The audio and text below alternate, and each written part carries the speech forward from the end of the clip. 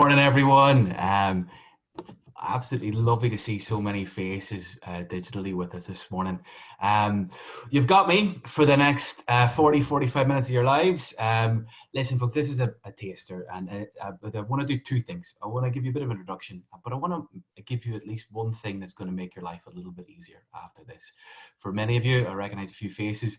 Some of this stuff will be old hat, but hopefully I can give you a little bit, nudge that up a little bit more. I can give a little bit of theoretical concept to go on top of what you already do. And I maybe can give you one or two things that tweak what you do with your teams, with your staff, with your family, whatever works.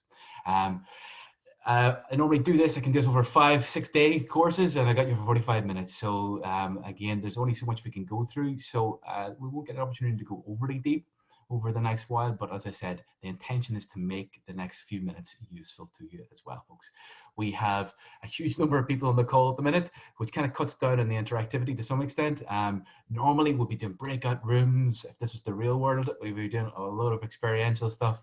And one of the questions funny after in the security of Zoom, one of the reasons we chose Zoom as a platform is because of the ability to break out and things like that. I'm not going to do that so much now. This is going to be much more focused on a webinar, so, folks. I'll say this at the end, I'll say it at the start. If you need us for anything, if there's any questions, if there's any topics, books, resources that I sort of mention over the next few minutes that you want to know more about, feel free to reach out, folks. Feel free to give us a shout at any stage after this. We're here, I'm here as a resource for you. So genuinely, just give us a shout. But you're all welcome, folks, and it's lovely to see so many faces. Great. So I'm going to share the screen. I'm going to drop off that as we go a little bit. If there's any major questions as we go, we'll deal with them at the end.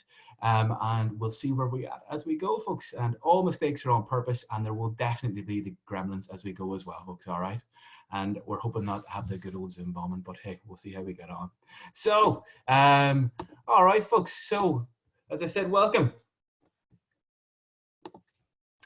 I do know we have a few people joining us from other parts of the world as well. So whatever time of the day it is, wherever you're at, welcome. Sit back, relax, taking notes if it's useful. And as I said, if you need me for anything at the end, give me a shout. So who am I? My name's Enda Young. I'm one of the program directors within the Institute. I am a recovering mechanical engineer. I kind of often joke with groups, but I've been involved. I did my first mediation course, a one-day course when I was about 16, 17 years old.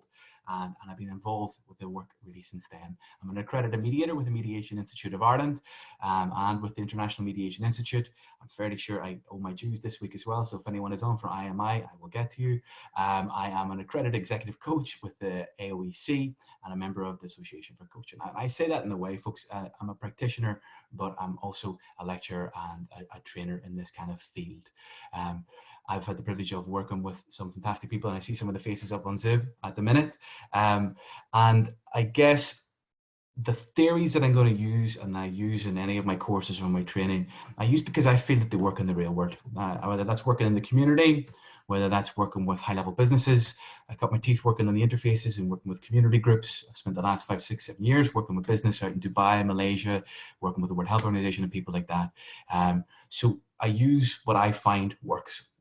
And there's loads of great stuff out there and challenging, difficult conversations. So I'm really going to try and focus on the time we have on just one or two of them, okay? So just ways of working, just as we're here at the minute. I do this for all groups, and many of us who are trainers in the room tend to do this as well. I think it'd be really useful, folks, just to try and stay as present as we can for the next little while. So if you have any smartwatches, feel free to turn them off. I do know we're inundated with so much data at the minute in terms of how much busy you are, but if you can for the next little while, if you wouldn't mind just closing your browsers and remaining curious. And as I said, we'll get to the questions at the end, and do use the chat box to tell me how you're getting on and any questions in particular. And around confidentiality, folks, if you do at the end mention anything, what I would ask is if you can drop the name of the person, the place, the organization, but keep the learning if there's a particular topic that you want to have a conversation about towards the end, particularly as we're dealing in the online world. And I will, towards the end of the session, really talk about some specifics for the online world, particularly when we're having challenging, difficult conversations, because that adds another layer of complexity in terms of our already stressed, challenging, I suppose, the dialogue that we're having. And this is us now, right? I have a 1-year-old and a 3-year-old, so if anyone does throw anything at me or anything comes in, it is on purpose, folks. So, and I know many of us are now living in that world as well. So we are all now this guy, right? So if you can stay muted, would be brilliant, folks. And do use reactions if you wouldn't mind as we go as well, just in terms of some housekeeping as well. So lovely, folks. So the plan for the next 45 minutes, I want to look at a little bit how you see the world. What are the things that make a conversation difficult?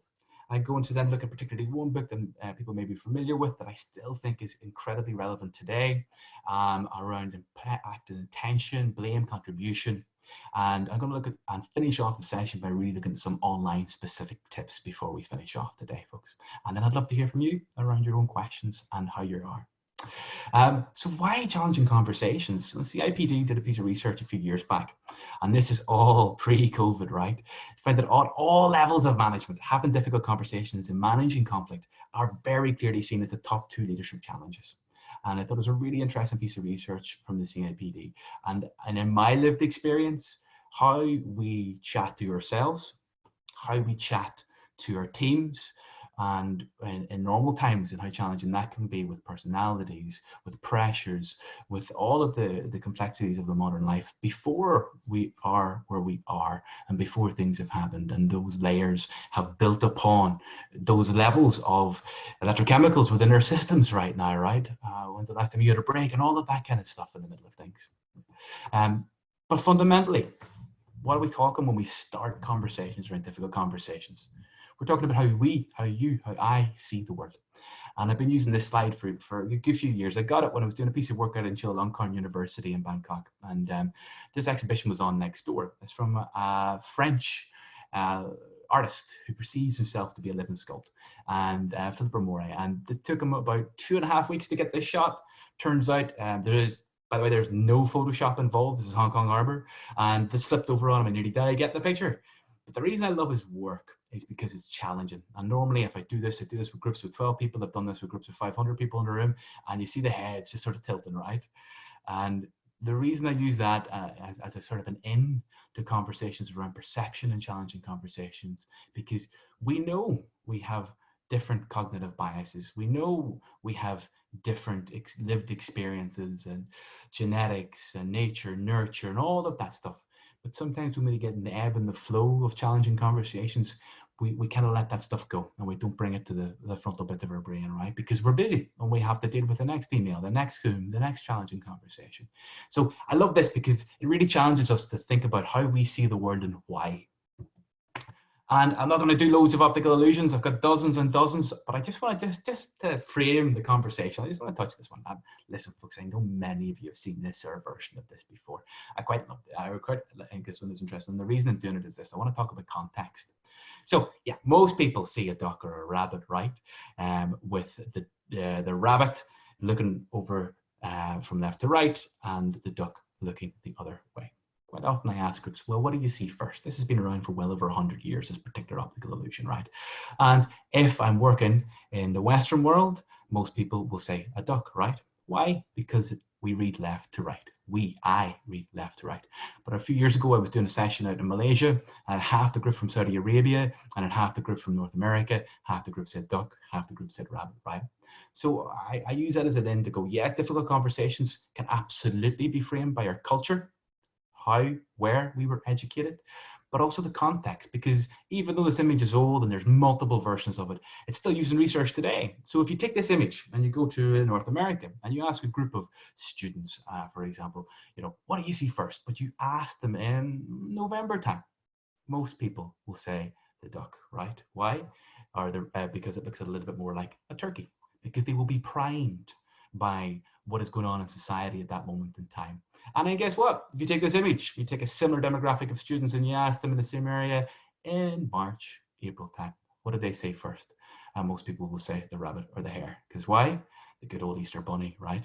And we are primed by societal clues and cues every day, never mind the Facebooks and the attention economy that we now live in. So the context of which we are having our present difficult conversations is really what I want to finish off the session talking about today in terms of the online world and things, folks. Because for anyone who's done NLP out there, neuro-linguistic programming, well, how do we process this information? Well, it hasn't changed, right? We delete, we distort, we generalize. We sometimes make the word the way we think it should be rather than the way it actually is. And we have to deal with sweeping generalizations at times. Those things aren't good, they're not bad, they're just mental shortcuts. or as Daniel Kahneman talks in his book, there are heuristics. And this still stands. And I talked to this about on training mediators and negotiators. The map is not the territory. How I see the world, obviously, is not the way it really is. So then when we are dealing with challenging conversations, then the challenge back is submit people in their map of the world. People will give you clues all the time in terms of the syntax, in terms of how and what they say, how they process information. If somebody says, do you see what I'm saying? They've already given you a clue that guess what, they're maybe a visual learner. So if we go back, yeah, I see what you mean. We tend to establish rapport faster, and we tend to help them feel that we are listening to them more. So meeting people in their map of the world, and there's loads of lovely tools around that, folks. I'm going to talk really about 2 books, and I love this quote by Daniel Kahneman. He won the Nobel Prize about 10 years before this book was out. And I love this. We can be blind to the obvious, and we can also be blind to our own blindnesses. And that's true for me as a trainer, as a professional in this type of work. And I think that's important to remember. Particularly, I'm going to go into some of the theories, particularly from Harvard over the last few years. But I think that's critically important to start thinking about what are we missing, and how often do you allow your staff, your team, your colleagues to call you on the things you're missing? Because those informal conversations that we tended to have around coffees and teas, they're kind of missing at the minute for many of us, right? So how do we build on that? How do we build time under a day to pick up on people being able to have challenge us and have conversations on our own blindnesses? Because we do, right? How do you see you becomes absolutely critical to challenging conversations. Before we start getting into the other, William Ury, a negotiator who I greatly admire, his last book was looking at your own stuff. How do you negotiate, not with the other? How do you negotiate with your own stuff first? And that, for me, there's a direct parallel with negotiations on that. This is Photoshop, by the way, folks. This was given to a guy by his son. This is him photoshopped in an image of him before he went off to the Korean War. But for me, as we have challenging conversations, how do you get yourself prepped for a challenging conversation? I will give you some tips on that before we finish. How do you sit? How do you get your inner voice in the right place before we start going into anything about anybody else? How do you see you? How are your shoulders? How do you give yourself self-confidence to be able to have that tricky, challenging conversation? Because let's be honest, a lot of the times those things don't feel great, and if we have many of those over a prolonged period of time, what does that do to us, right? So if you want to go deeper into that, folks, 2 recommendations I would have. Get to know your conflict style. A lot of the work we do is start any course on this. So there's 2 main ones out there, folks. I'm sure many of you know this. If you haven't, my recommendation is after this, go get yourself a Thomas Kilmann indicator, lovely validated piece of a piece of analysis on you, and it's out there, it's on the website, and spend a bit of time doing it, folks. The other one, which I highly recommend, is Ron Crable's Conflict Style Inventory. I've been using it for years, and normally we get a workshop, we do loads of interactive stuff, but fundamentally they're both based on theory from the 1950s managerial grid. And what they really tell us about is they start to think about what's your default, right? How do you deal with conflict? Do you like conflict? Do you not? What is your default as a path of least resistance? How do you react when you're wrecked, when you're tired, when you're jet lagged, when you haven't slept, when you've had your 6th or 7th Zoom Teams call of the day? Which one of those do you tend to go back to just because it's a little bit easier for you, And then it begs and invites us into a question to say, well, how do we then be flexible within that system to be who you're not in a way that's useful for you? And the one other thing I would say in the middle of that is, yeah, you can absolutely learn to have a different style to who you are. But quite often there's a trade-off. Quite often when I'm coaching people who can be very good at acting outside of their conflict default in a challenging conversation, they go home wrecked at the end of the day, and as long as you have a coping mechanism, as long as you know that, and you've spent time working on that on yourself, and that's okay. How do you go for runs and all of that kind of stuff? How do you look after yourself in the middle of it all? And I'll just touch on that before we finish today. And the other last bit of this, folks, is, yeah, absolutely. How do you see you in the middle of that? But how do your staff see you? How do your colleagues see you? And are they the same? And if they're not, what are you going to do about it? And then the other tricky question, because of how we delete information, how would you know? And in coaching, one of the things, obviously looking at, debriefing 360s and things like that, sometimes how people see themselves is very, very different than how their peers, their bosses, the direct line managers and people like that see them. And in there's a real possibility of growth, right? So, what are the things that can make a conversation difficult, folks? I'm going to try this. Let's see how we get on. Quickly, folks, in the chat box, would you mind? What are the things that make a conversation difficult? Let's throw up 3 or 4 things, if you wouldn't mind, folks, for me, just in the chat box. What are the things that make a conversation difficult? Emotions, love it, folks. Thank you. What else? Personalities, absolutely. Not prep for response. I'll give you a couple of tips on that. Asymmetry, I love it. Values, when our values are out of kilter. Frames of mind, without a doubt. History, how many difficult conversations have we had with them or with others that day, that week, that month? Biases, without a doubt, folks. Daniel Kahneman in that book really gets into those biases and cognitive biases that we have and you have. And feeling that the other is irrational. And I love that first word there, the feeling that the other is irrational, right? Brilliant. Fantastic, folks. Absolutely. And folks, listen, if again, we're in the real world, we have flip charts, we fill pages and pages of stuff here, right, in the middle of this. Thank you, folks. Person be stubborn, closed-minded, religious practices at times, whatever that is for you, and the perception of that, and sense of safety. Absolutely, folks. Brilliant. Thank you for sharing, folks. So when, as I said, we can fill pages and pages and that kind of thing. And when we take a step back, I love this, just as a way. What are the things that can make a conversation difficult? All of those things you've just said and many, many others. But ultimately, what are we saying, folks? We're saying a difficult conversation is anything you find hard to talk about, right?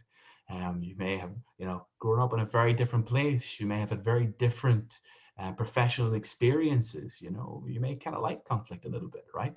All of that kind of stuff. Or you may do everything you can to avoid those challenging conversations in the work until they get released somewhere else, right? And for me, that is the critical bit, the things that you find hard to talk about.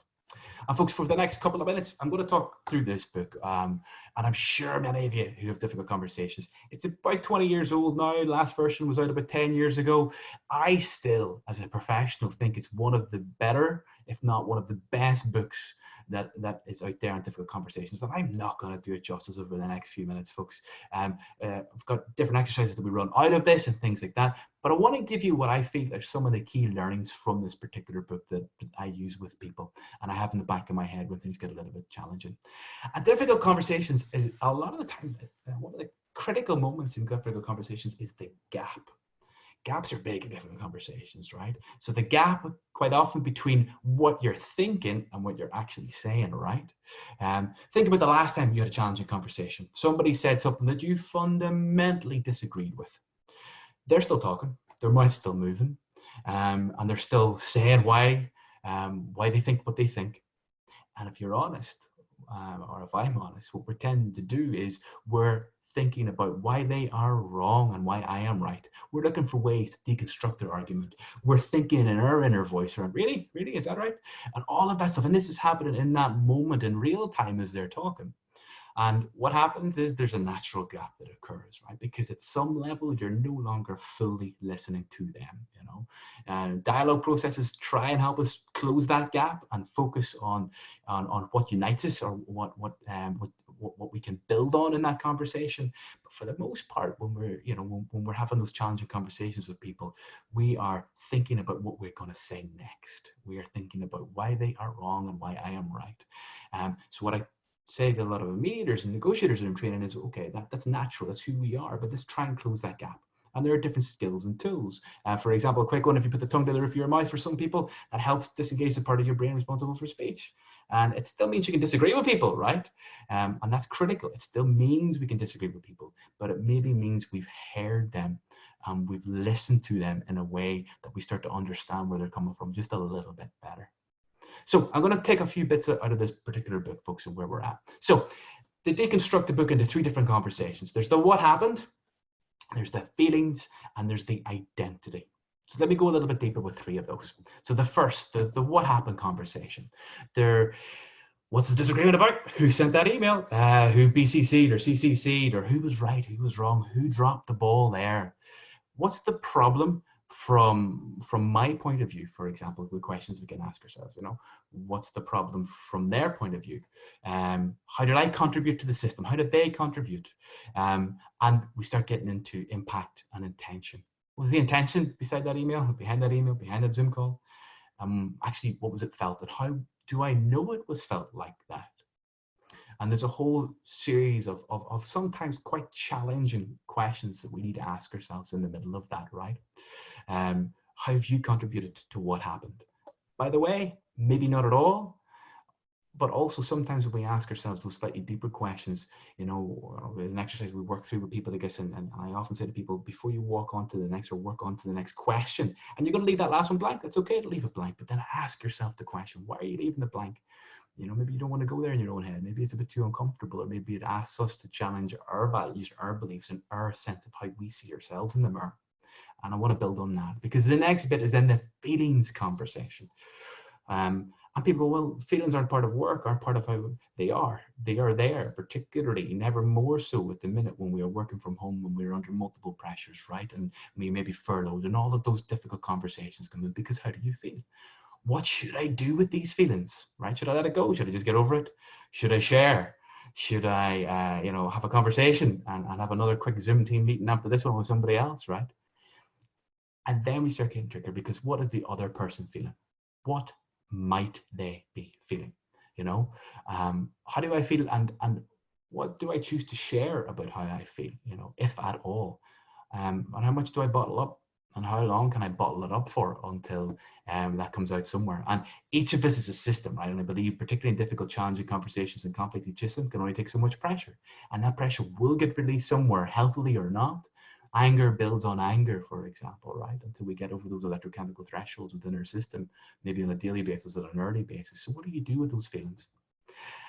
And the last bit of this, which I really love, is the identity conversations. What does it say about me? And in my experience, it's kind of the one that we tend to leave out, but can be the one that can be the trickiest. It depends on the context. It's a Venn diagram. Some of these, there's a massive overlap in your context and maybe what example you've had in your head since we started talking. And sometimes they're not really that connected at all, right? And sometimes one of these circles is much, much, much bigger than the other. But working with organizations who, for example, a founder for an organization, and they're moving on in a transition, and a new CEO is coming in. What about their sense of identity in the middle of those challenging conversations? Are they their work? Has anyone done anything about that? And ask them the question. And if you are a line manager and a leader, and you've had constant challenge and difficult conversations, how many of those do you have on a daily, weekly basis until you start thinking about, is it me? What does that do to how you go back to look in the mirror? What does it do to your shoulders, right? What does it do to your sense of self and how you perceive yourself and your sense of self-image, and what might the situation really say about you in the middle of it all? So I love those folks. There's multiple questions to delve and dive into each one of those. But my experience would tell me that we leave one of those out at our peril, and sometimes it's the one that we want to leave out and want to think that it's not that important. It tends to be the crucial one. And when you've got that uncomfortability in your gut, and you go, do you know what? It's not, well, why would I need to do my identity? It's about, a business, a work thing. How long have you worked there for, right? What's your reputation? And what do you want to be known for, right? And how does the difficult, challenging conversation impacted that in your field, in your office? All of that comes into mix, and those complexities of feelings and emotions, never mind that really what did happen and how did you know? So for me, folks, it's a lovely sort of framework to start looking at a deeper sense of challenging conversations. And the other 2-3 things out of that book, folks, and I'm sure many of you are aware of this one, but I love this as well, the impact versus intention. I was doing a mediation recently, and in the middle of mediation, finally got people in a room together. We spent hours and hours, and they got to the crunch bit where somebody said, and when you sent that text on a Friday night at 9 o'clock, it made me feel terrible. And the other person was in the room, and this is the first time they'd ever heard that, and their jaw literally dropping and going, it's not what I meant. I'm really sorry, that was meant as a joke. Like, but you have no idea how that made me feel. Impact and intention. The bigger that gap, the more trouble we tend to be in as leaders and managers when we're having challenging conversations, right? So how do we close that gap? We check intentions. We ask open-ended questions. We prepare, and we give ourselves more time than we think we should sometimes. And we challenge ourselves in our own assumptions, our own biases, right? And we allow others to check it for us. Two last things in the middle of that, folks. Blame from contribution. We shift, or we try to shift. Blame being the past, contribution trying to go forward. And it's also sometimes a tricky one as well, right? Because contribution in itself asks or challenges us to think about what have we done to the system in a systems thinking perspective. What was my tone?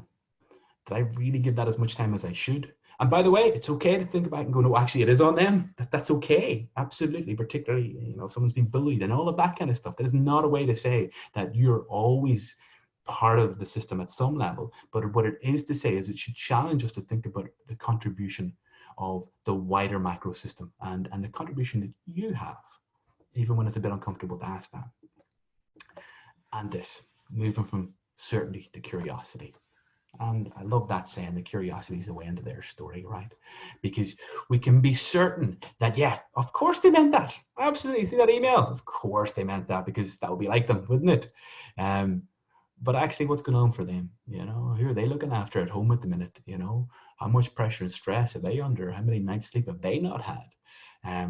And it asks us and invites us to stay curious. And let's be honest, that's tough, folks, at times, particularly if we have, and you've seen the list coming down, if we have pre-existing relationships with those individuals, particularly if we don't like them, right? Let's be honest in our gut. So there is an invitation to stay curious in there, right? And I quite like that. It's always the right time to listen. And I love that, folks, and I genuinely believe that. I'm a professional mediator, but I'm kind of a terrible listener, but it's a skill, right? The skill that I worked on over the years and continue to do, but it's always the right time to listen. And just to use some of the work from some of the colleagues from hostage negotiation, and there's many great models, folks. We have a course coming up soon with the PA Centre. We're going to be doing a piece of work with one of their head hostage negotiators, and some of the incredible learning about how to influence people in the middle of this. And this behavioral change model, I quite love this in terms of thinking about difficult conversations, because if we're trying to change someone's behavior, right, we need to be able to influence them. If we need to be able to influence them, we need to have rapport, and we need to be able to have some form of empathy. But none of that happens if we're not listening. And in a challenging, difficult conversation, if all else fails, go back down the ladder, go back to listening, genuine listening. And what's genuine listening? Well, listening not just for the surface stuff, not just listening from my perspective, from what I want to hear, listening for the context, listening for the nuances, and fundamentally listening for the unsaid conversations. Trying to close that gap as much as we can, and thinking about the contextual elements, the emotions, the tonality, those tiny snippets of emotional leakage that we can pick up on, or as difficult as that is in the digital world, right? And I really just want to bring things to a close, folks, and just put a couple of online specific tips. I know many of you probably know these already, but it's kind of useful just to flag them up, folks. So a few ones. Think about your triggers. Think about your hot buttons. How do you know what they are? This is critical. Preparation is as important in the digital world as it is in the real world. Those questions I've just looked at before, yeah, they're fantastic in preparation for a difficult conversation. And quite often people go to me, that's brilliant. If I knew the conversation was going to happen, then I could have prepared for it. Then my challenge back to people is, the more you do some of the theories, the more you do some of these strategies, the more it becomes part of your muscle memory. But how does we get things to become part of our muscle memory? We prepare. What do you really want to get out of the conversation? What, and critically to challenging conversations, what's your purpose here? What's the purpose? What do you really want in the middle of this? So absolutely, by all means, prepare and plan, but try not to script it. Try not to, because we get stagnated, right? It sounds false. It sounds we've worked at it, but we want to be us, right, in the middle of that. Get yourself in the right frame of mind, folks. We'll chat a little bit about that in 2 seconds as well. Music, the Vinco and Audi, stuff like that. Or if you're going to go into something really different, stuff with the beat. Fundamentally, whatever works for you to get your head into the game. And I'm going to borrow a saying from Urian Fisher, this idea of go to the balcony, right? And it sounds simplistic, but it's about a mental process of detachment. So think about your last challenge, a difficult conversation. Picture yourself on a stage in your local opera house, your local theater, wherever that might be.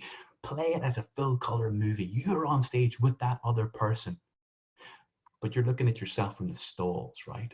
And you play it as a full color movie. What are you saying and how are you saying it? How are your shoulders? Are you sitting back or are you not? What about your tonality? Would you be proud if that went to somewhere else? And you're doing that in real time the more you do it.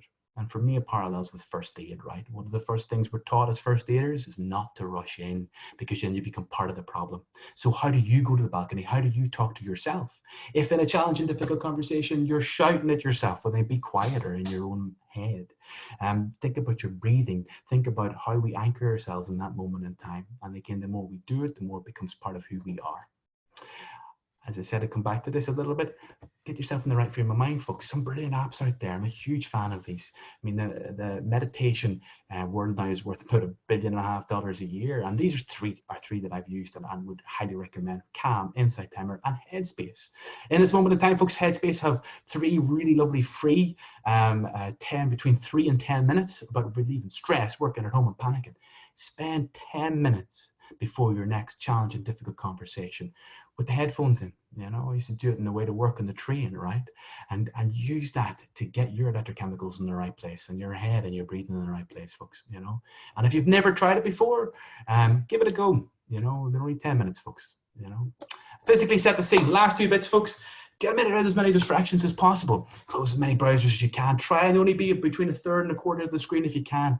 Do invest in a decent camera. Like even most Macs are only 720 in terms of pixels. Try and get something a bit more. Try not, that's why I get lights here in front of me. I'm using my wife's mirror at the minute. Try to get front lighting and not backlighting. I'll talk about virtual backgrounds in 2 seconds, but why am I saying these things? Because never underestimate the power of the small things in the real world. And it still goes for the digital world, because the closer, and it's never going to be perfect, the closer we can get this experience, this digital experience, particularly when we're having challenging conversations, the more likely we are to narrow down those misunderstandings, the more likely we are to narrow that intention versus impact gap. And also Zoom backgrounds, folks. There's some great Zoom backgrounds out there as well, right? You know, nothing happening, you know, there's some really good ones out there, folks, as well, if you really want to go down that path as well. And don't forget about the non-verbals, folks. The lens is the filter through which your movements will carry. Sit up straight. I've got a needle chair at the minute, you know, keep your hand movements to the minimum. Focus on your breathing. And 2 last things. Think about your own presence, right? So when you are sitting 2.5, 3 foot back like I am, you can still pick up on a little bit more of those micro expressions and those physical non-verbal cues, just a little bit more, right? Which helps, particularly when we're trying to nod and things like that, right? And anchor yourself. And I'm not talking about some fluffy way in terms of anchoring. I'm thinking about what works for you, folks. You know, in classic anger management, people are told to twiddle their toes, right? To make themselves in that moment in time. Other people have different tactile points in their body with which they anchor themselves in that minute. Other people just take a glass of water for a few seconds and stretch their fingers right before they go in, whatever works for you. But it's important to take a couple of minutes just to get your head in the game, now more than ever, folks. So, folks, listen, I have thrown loads out there. Again, there are days worth of this stuff. And I kind of feel bad for talking at you for so long, because I don't normally do that. But my intention was to give you 1 or 2 things that might be really useful for you going forward. And the difficulty is with having about 70 people on now asking questions, it's going to be interesting. So I genuinely want to say I'm a resource for you. I'm not going to get to all the questions and things like that, folks, as we go. But before we do that, what I will say, because I know people will start logging off now, is if you do need me for anything at all, folks, you need us and the Leadership Institute. This is, oh, by the way, obviously a course coming up in leadership negotiation as well in the next few weeks. Give us a shout. That's my Twitter, our Twitter email address is there. Check out the website for all the stuff Sue said earlier about what's coming up as well, folks. And as I said, I hope there's been 1 or 2 things that have either refreshed in your mind, have maybe given you a little bit of theoretical concept behind what you already do, or have given you 1 or 2 tips that make your life easier having challenging conversations going forward, folks. And as I said, there's tons of great stuff out there, and just give us a shout and see what we can do. Nothing coming through just yet, Enda. Okay. Thanks so much for that excellent webinar. Really, really insightful. Lots of really practical tips. Just can see that we do have a question in from Jacob Zaborski. What do you do when the other person is not ready or says they're not ready to have the conversation? but the problem is really bugging you now. Do you just have to give them the time? What's the best approach, Enda? I mean, there's a couple of great answers. That is a great question. I think for me, one of the fundamentals is most of the time we can't control other people's reactions, right? We know that fundamentally. We can't control the timing for them in that sense. Conflict terminology, you're waiting for ripeness. You're waiting for the right time to have that conversation is one element. And the second element is they might never be ready. Right? And then how do you live with that in your gut? You know, you can try these things, you can prep, you can think about the 3 conversations, you can think about your open-ended questions, you can think about setting the scene, setting the room, you can think about all that great stuff. But there's an uncomfortability here of going, they might never be ready for that. And then the question goes back to you a little bit. Well, what's it going to do to your gut, you know? And how do you let go of that, you know, if you've tried everything, you know, or everything you can possibly do. Yeah, absolutely, Enda. We have another comment from Pauline Hohi, who just mentioned that thanks for the great tips. She's particularly interested in in respect of contextual listening. You know, I suppose there's the preparation element to that as well. Absolutely. So I think it's given, in terms of contextual listening, for me, it's about giving things time. And the contextual listening, it can be built on, you know, obviously the tonalities and what people are saying. And that's trickier. In my opinion, the contextual listening is trickier in the world that we're now in, right? So having those better hardware to be able to pick up on some of that. If I would rather have just a phone and decent audio than terrible audio and terrible video, right? So go old school. And because we can tend to hear, and we're all good at this, folks, we can tend to hear a smile down a phone, right? And we're good to pick up on that. But it's about giving yourself space in a room, particularly if you've got 2 kids running around, to be able to genuinely listen, to pick up on those contextual elements of things. So time, setting the scene, decent hardware, and being easy on yourself at the minute as well, I think, in the middle of that, because real proper contextual listening, in my opinion, is you go away wrecked. Right? If you're really, and you have to be present, you have to be there at that moment in time as much as you can. A couple of other questions in. So we've got Mike asking, how do you come across as not being a pushover, but being fair? Cracking one. How long do we have? So a couple of things on that for me. It's about your tonality. It's about knowing your triggers. It's about thinking about how directive you're going to be. What's important to you? Is it the relationship or your agenda in terms of what you're going to do? Preparing part of that, and thinking about what's your purpose of this conversation, you know? And again, sometimes it's about scripting that at some level, but not sticking to the script in terms of what you're going to do in terms of that idea of being a pushover. And I often would then challenge people, if I'm coaching you, go, what does a pushover mean to you? Right? What does that look like in the past? How does it felt? And what's worked when you haven't been a pushover, right? And then let's repeat that. So there's a load of great work you can do around that, folks, as well. Yeah, it's certainly sparking a wider conversation and amongst our attendees. So we've a couple that are linked. How would you deal with a person if they get upset and start to cry? And then likewise, we have another question leading on from that from Jessica Gambrill. How do you recover from difficult conversations? Brilliant questions. So a few things to recognize your own gut, right? I think when I started mediating, when people started crying, it really kind of unsettled me a bit, kind of freaked me out a bit, going, why are people crying for, right? And then, and that probably says more about me, right? And where I came from. But now, in those moments in time when people are upset, it's about sitting with that. And it's about recognizing that emotions are a very deep part of challenging, difficult conversations. How do you, first question is, you know, what was the intention of your actions? What was the intention of theirs? How is that sitting with you? And how do you give yourself time to follow up with those people in a genuine way? And just because someone cries doesn't necessarily mean it's a negative thing at all, folks, as well, you know? And again, it's about, you know, in clarifying the purpose and the intention between your actions and theirs. And that's about giving yourself time to have those open-ended questions. And it's about dealing with the 3 conversations. Which one of those has been triggered for them? Has this really infringed upon their autonomy? Has that really infringed upon their sense of self? And if it has, and you didn't mean it, well, then even for them to hear that can help. And Jessica's question, how do you recover? It's tough, folks. Listen, I mean, for all of us, this can take an emotional toll more than ever. So I go for runs. I try and meditate as much as I can. You know, spend a bit of time throwing ball with the kids out the back and stuff like that as a way to decompress, to get rid of that. Because if you don't, and you bounce in and you bounce in my experience, you can do that, but only for a while. because that will be released somewhere down the line, folks, you know. Yeah. Yeah, and Enda, we have a couple of questions around the topic of blame. So how would you deal with the other person who's determined to blame you? And then following on from that, how would you deal with a toxic person that's blaming you? I love it. Absolutely classic questions in this, folks. And again, there are no, and I'm not going to answer those fully, and I want to be clear in the next 30 seconds. First of it is that it's tough, and sometimes it isn't you. Let me be clear, but that sometimes it is the other. And I say that with the caveat of being able to actually, just before you make that complete definite thing, stay curious and go, what have you done in the middle of that, if anything? So first of all, to be able to ask that.